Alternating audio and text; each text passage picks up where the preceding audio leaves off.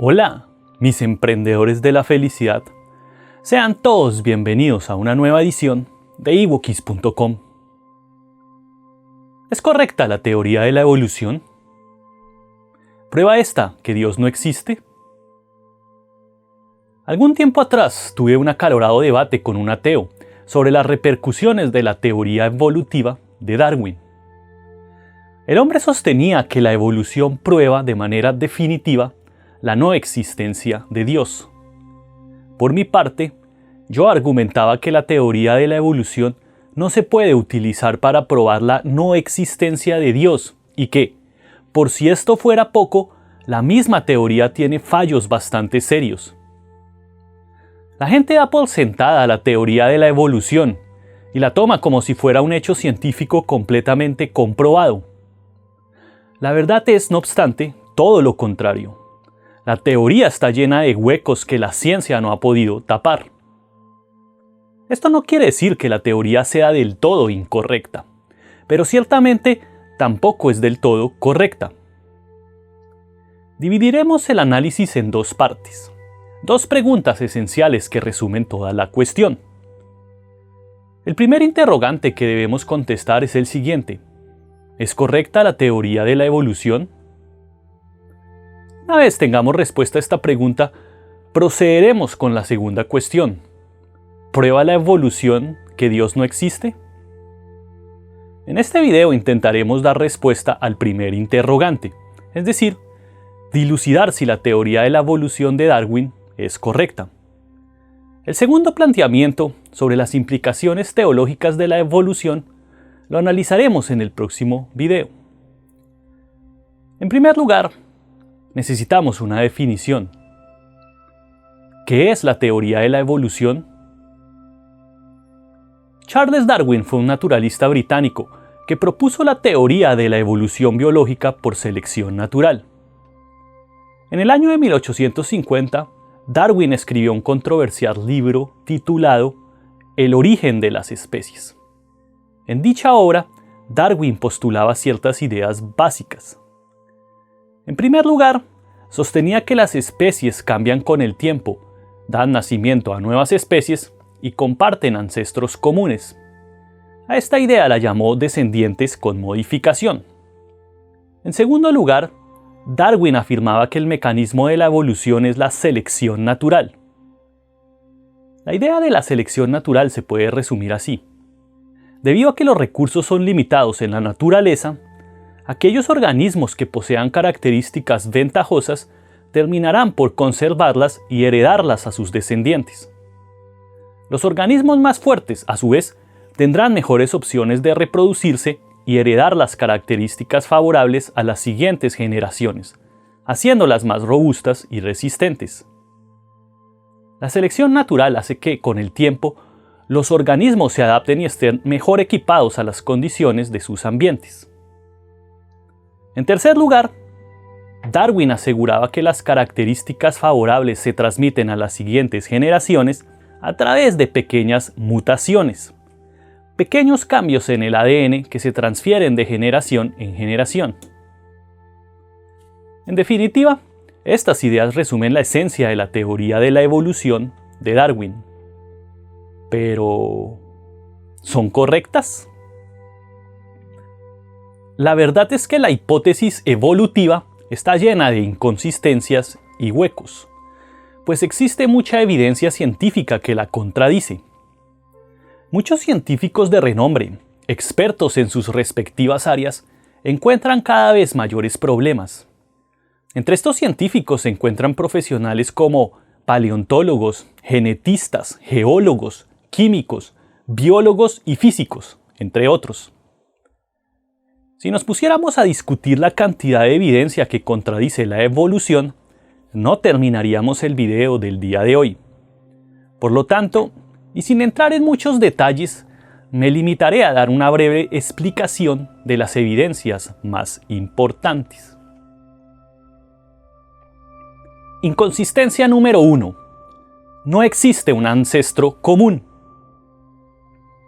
En primer lugar, no se ha encontrado ninguna evidencia que muestre que los seres vivos provienen de un ancestro común. nunca se ha podido construir el famoso árbol de la vida, es decir, un organismo común que actúe como el tatarabuelo, por así decirlo, de todos los seres vivientes del planeta. Por más que se ha intentado, las piezas del rompecabezas nunca cuadran. La evidencia parece indicar que existen muchos árboles de la vida, paralelos unos de otros. Los organismos van por distintas ramas, pero nunca logran rastrearse a un ancestro común. La evidencia tampoco soporta la idea de descendientes con modificación. Existe un hecho irrefutable. El registro fósil nunca ha mostrado las etapas intermedias de la evolución. Si los organismos hubieran evolucionado lentamente hasta convertirse en lo que son hoy, la evidencia fósil mostraría los puntos intermedios de su evolución. Así, por ejemplo, existirían fósiles que mostraran las etapas de evolución de un perro, desde su forma más simple hasta aquello que conocemos hoy día. ¿Qué pasa? Que nunca se han encontrado fósiles intermedios en la evolución del perro. Y no solamente en la evolución de este animal, tampoco en la de ninguna criatura existente. Resulta que de los miles, tal vez millones de fósiles encontrados, ninguno muestra etapas en puntos intermedios de evolución. Alguien podría mencionar el Australopithecus o al hombre del Neandertal como eslabones intermedios en la cadena de evolución del hombre. La verdad es que estos no son eslabones intermedios del hombre, sino especies diferentes. Son organismos similares a nosotros, como los gorilas o chimpancés, que alguna vez caminaron por el planeta y luego se extinguieron. Esto puede decirse para el resto de las especies.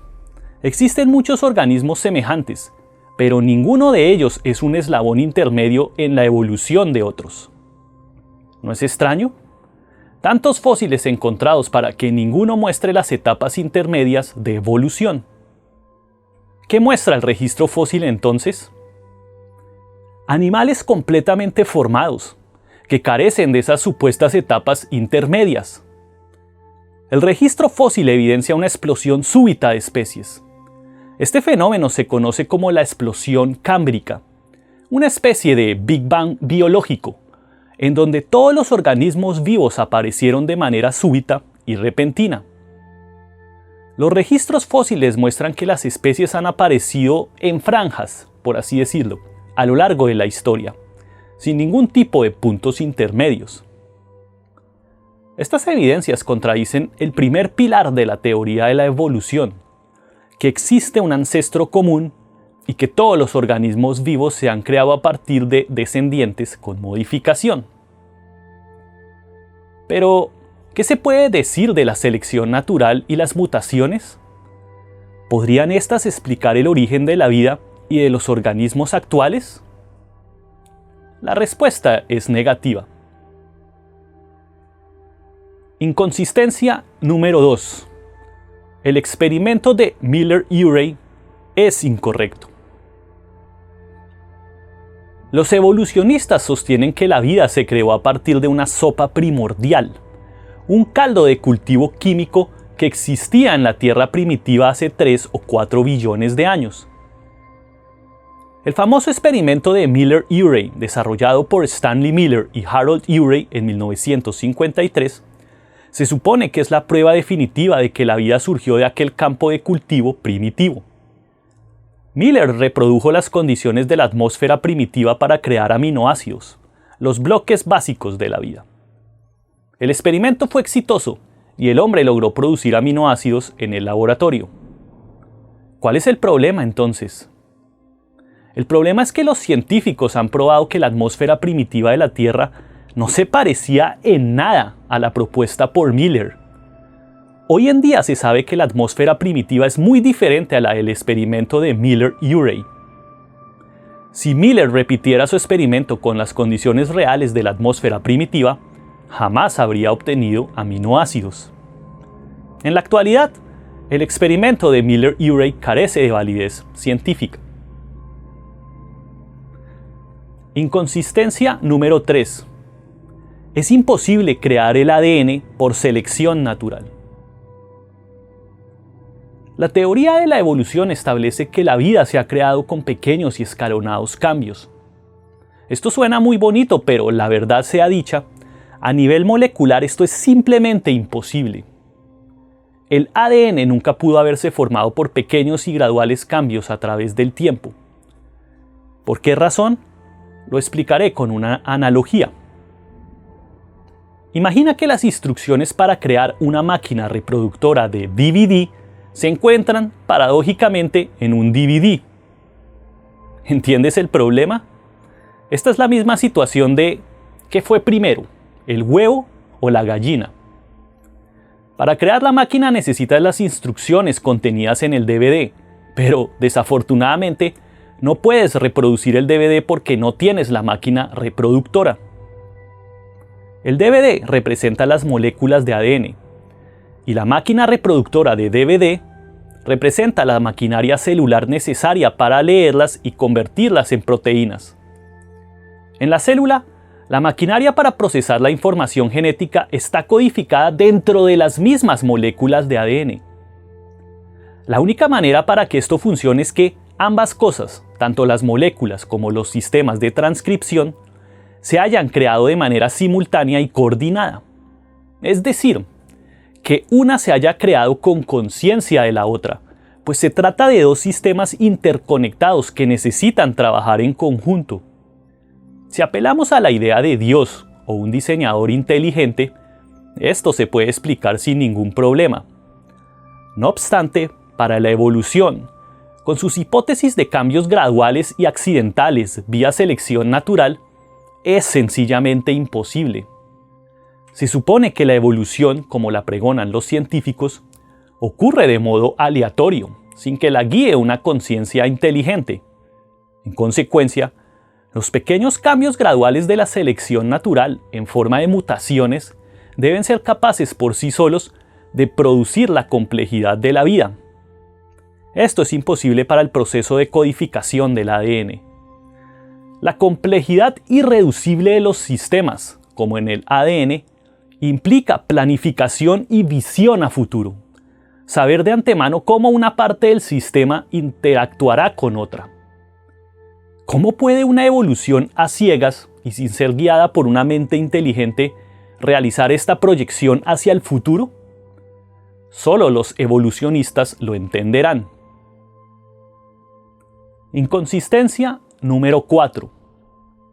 El ser humano no se ajusta a la selección natural. Según la teoría de la evolución, la selección natural escoge, por así decirlo, las características más favorables para las especies y desecha aquellas que no sirven, aquellas que no otorgan ninguna ventaja y no son de utilidad. Esto, desafortunadamente para los evolucionistas, no encaja con el ser humano. Si existe un organismo que viola las leyes de la selección natural, somos nosotros, tanto a nivel físico como a nivel psicológico. A nivel físico, la realidad es que no estamos bien adaptados para vivir en la naturaleza. Por ejemplo, nuestra piel no está adaptada para resistir la radiación solar. La pregunta es, ¿en qué momento perdimos el pelaje que nos protegía del sol? Si era tan útil para protegernos de la peligrosa radiación, ¿por qué la selección natural nos la quitó? Alguien podría argumentar que en el momento en que inventamos la ropa, nuestro organismo dejó de necesitar el pelaje. El problema con este argumento es que los tiempos no cuadran. El hombre primitivo había perdido su pelaje antes de que desarrollara la tecnología, como las casas y la ropa. Nuestros antepasados andaban en taparrabos, expuestos a las inclemencias del sol. En ese momento, el pelaje todavía hubiera sido muy útil. Entonces, ¿por qué la evolución nos la quitó? Es algo que solo entenderán los evolucionistas. Estas inconsistencias también ocurren a nivel psicológico. Por ejemplo, ¿por qué habría el ser humano de realizar votos de celibato? El celibato ciertamente no es una actividad útil para la sobrevivencia. Esta característica no debería estar presente en nuestros genes. ¿Por qué habría la selección natural preservar un gen que vaya en contra de la reproducción? Lo cierto es que el ser humano exhibe muchas características que, desde el punto de vista de la evolución y la selección natural, no deberían existir, pues no otorgan muchas ventajas para la supervivencia. Puede que el ser humano sea la excepción a la regla, pero, de ser así, ¿no debería esta excepción invalidar la ley por completo? Esto es como si nos encontráramos con una excepción a la ley de la gravedad. En este caso, deberíamos replantearnos toda la ley y preguntarnos si realmente es correcta. Puede ser que la selección natural y las mutaciones funcionen hasta cierto punto, en un nivel microevolutivo, pero nunca en un nivel macroevolutivo. Una especie puede mutar, para bien o para mal, en pequeñas escalas. No obstante, estos cambios jamás han probado ser lo suficientemente grandes para crear nuevos organismos. Inconsistencia número 5. No existe el ADN basura. Durante muchos años, los defensores de la evolución utilizaron el concepto de ADN basura, entre comillas, para demostrar que la evolución accidental de la vida pudo ocurrir. Este ADN basura, decían, probaba que no había nada grandioso ni inteligente en la creación de la vida. El argumento era el siguiente: la naturaleza ha cometido demasiados errores genéticos para que pueda pensarse que todo fue obra de una mente inteligente. Estos hombres sostenían que alrededor del 50% de nuestro código genético era innecesario, solo basura sobrante y redundante. ¿Qué sucede? Que en los últimos años los científicos han descubierto que este ADN basura, entre comillas, no es tan basura como se pensaba en un comienzo. Simplemente porque no entendemos la función de algo, no significa que no realice una tarea importante, que esté ahí de puro adorno. Poco a poco, los científicos han descubierto funciones muy importantes para el ADN basura, funciones que antes desconocían por completo. Por ejemplo, en algún momento se pensó que las amígdalas, la glándula tiroides y el apéndice, por solo mencionar algunos, no realizaban función alguna en nuestro cuerpo. Hoy en día se sabe que esto no es cierto, pues estos órganos, de hecho, realizan funciones muy importantes en nuestro organismo, funciones que antes simplemente éramos incapaces de comprender. Estas son apenas algunas de las inconsistencias de la teoría de la evolución. Evidentemente, existen muchas más que aquí no tocamos. Las ideas aquí presentadas son apoyadas por científicos prominentes, expertos en sus respectivos campos. La conclusión es: la teoría de la evolución está lejos de ser una verdad científica, comprobada más allá de cualquier duda. Aunque las escuelas y los textos escolares se empeñen en venderla como una verdad absoluta, para los científicos con conocimiento, la teoría de la evolución tiene huecos por todos lados. Cimientos muy débiles que pueden caer en cualquier momento. Es una teoría en crisis, que se debilita cada vez más a la luz de nuevos hallazgos científicos. ¿Significa esto que la teoría es completamente errada? No necesariamente. Como ya lo mencionamos, puede ser que ciertos preceptos de la evolución funcionen a un nivel micro. Puede que sus leyes expliquen cambios y mutaciones dentro de ciertos contextos y hasta cierto nivel. No obstante, para explicar el origen y la complejidad de la vida, falla por completo. En el siguiente video intentaremos contestar el segundo interrogante. ¿Prueba la teoría de la evolución la no existencia de Dios? Si la teoría es falsa, cosa que parece indicar la evidencia, la respuesta es obviamente negativa. Sin embargo, quizá lo más interesante es asumir que la teoría de la evolución es correcta. ¿Por qué razón? Porque aún siendo correcta, todavía no se podría utilizar para probar que Dios no existe. Analizaremos este argumento con mayor profundidad en el próximo video. No se lo pierdan. Bueno, mis emprendedores de la felicidad, vamos a dejarlo hasta aquí. Recuerda, suscríbete a mi boletín de noticias en ebookis.com y te regalaré mi libro 20 consejitos para ser feliz. Igualmente, al suscribirte, te enviaré contenido gratuito sobre la felicidad y los grandes enigmas y misterios del universo. Si te ha gustado el video, no olvides darle me gusta y te invito a que te suscribas a mi canal de YouTube. Como siempre, te ha hablado tu amigo y servidor, Andrés Rueda. Les deseo a todos un maravilloso día y hasta la próxima.